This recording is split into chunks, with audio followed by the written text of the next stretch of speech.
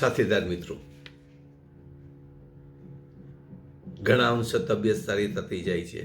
ઈશ્વરની કૃપા છે અને ઈશ્વરે જે કંઈ મારી પાસેથી કામ લેવાનું નિર્ધારિત કર્યું છે એ કાર્ય ઉપર આગળ વધીશ. અને માત્ર તે કાર્ય છે ગુજરાતની પ્રજાના બંધારણીય અધિકારો અપાવવા. ઘણા મિત્રો અલગ અલગ રીતે લડે છે. કોઈ જુદા જુદા ટ્રસ્ટના આધારે લડે છે, કોઈ કિસાન ટ્રસ્ટના આધારે લડે છે, રજૂઆતો કરે છે, આવેદનપત્રો આપે છે, નાના મોટા સરઘસો એટલે કે ભેગા મળી અને વિરોધ પણ પ્રદર્શિત કરે છે. શૂન્ય પરિણામ શું આવશે? શૂન્ય, 100% શૂન્ય.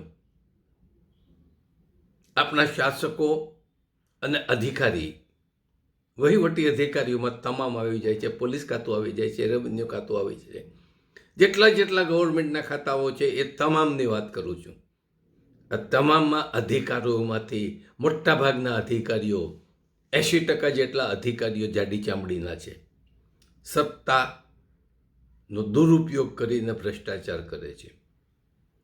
છાપામાં વારંવાર ખુલે પણ છે. પણ 80%માંથી 1% પણ બહાર નથી આવતા. અઢળક સંપત્તિઓ લૂંટે છે. અંગ્રેજો એનો તલોટા એટલી અઢળક સંપત્તિઓ આપણા અધિકારીઓ અને શાસકો આપણા નાગરિકો પાસેથી લૂંટે છે. અને મોદી સાહેબે છેલ્લે વિવિધ ટેક્સો, નાનકડા પોપકોર્ન ઉપર 18% ટેક્સ નાખી અને લૂંટવાનું ચાલુ કરી દીધું છે. કમાવાનો અધિકાર માત્ર અદાણી કુટુંબ અને અંબાણી કુટુંબનો જ છે. આ દેશમાં બીજા કોઈને અધિકાર નથી.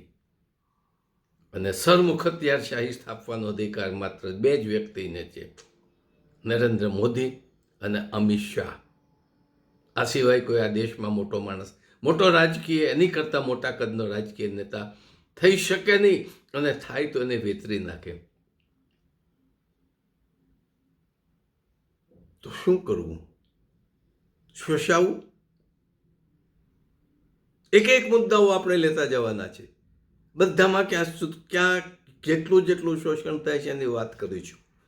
અને ક્યાં સુધી આપણું શોષણ થવા દઈશું. રાવણનું રાજ્ય પણ ટકી નહોતું શક્યું. છેવટે એનો અંત પણ આવ્યો હતો.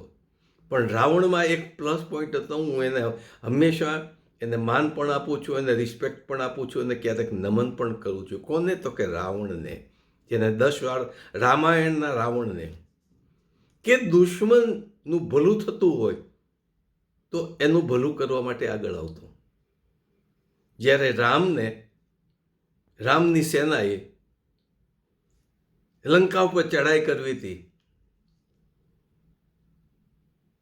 ત્યારે એ સમુદ્ર ઓળંગતા પહેલા શિવની સ્થાપના કરવી જોઈએ, જે આજે રામેશ્વરથી ઓળખાય છે. એ શિવની સ્થાપના, એની પૂજન વિધાન માત્ર બ્રાહ્મણ કરે એવું એ સમયમાં હતું. બ્રાહ્મણ ક્યાંથી મળે? આ વાત રાવણ પાસે ગઈ. રાવણ બ્રાહ્મણ હતો, ઋષિપુત્ર પણ હતો, ખૂબ જ્ઞાની હતો,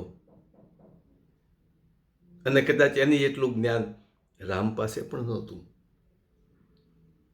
ત્યારે એ બ્રાહ્મણના વેશમાં આવે છે, પોતાની ઓળખાણ પણ આપે છે, અને શંકરની સ્થાપના માટે તમામ પ્રકારની વિધિગત રીતે એ સ્થાપના કરવામાં મદદ કરે છે. અને છેવટે રામ અને લક્ષ્મણ પેટ ઉપર જે બેઠેલા હોય, જે પૂજન કરાવતા હોય, એવી વ્યક્તિને વંદન કરવાની આપણી પ્રણાલિકા છે. બંને વંદન કરે છે. ત્યારે એને વિજેતા ભવ એવા આશીર્વાદ પણ આપે છે. વિજેતા કોની સામે? એ જ રાવણ સામે એ વિજેતા ભવનો આશીર્વાદ આપે છે. શું મોદી અને અમિત શાહમાં તાકાત છે ખરી? તમે નક્કી કરજો. મિત્રો, એક જ વસ્તુ છે, અધિકાર માટે લડવું પડશે, સંગઠિત થવું પડશે, સત્તા ઉપર આવવું પડશે, તો જ આપણને અધિકારો મળશે, તો જ આપણું શોષણ થતું અટકે. આના સંદર્ભમાં હવે આપણે વિડીયો મૂકવાના છીએ. આભાર. જય હિન્દ, જય ગુજરાત.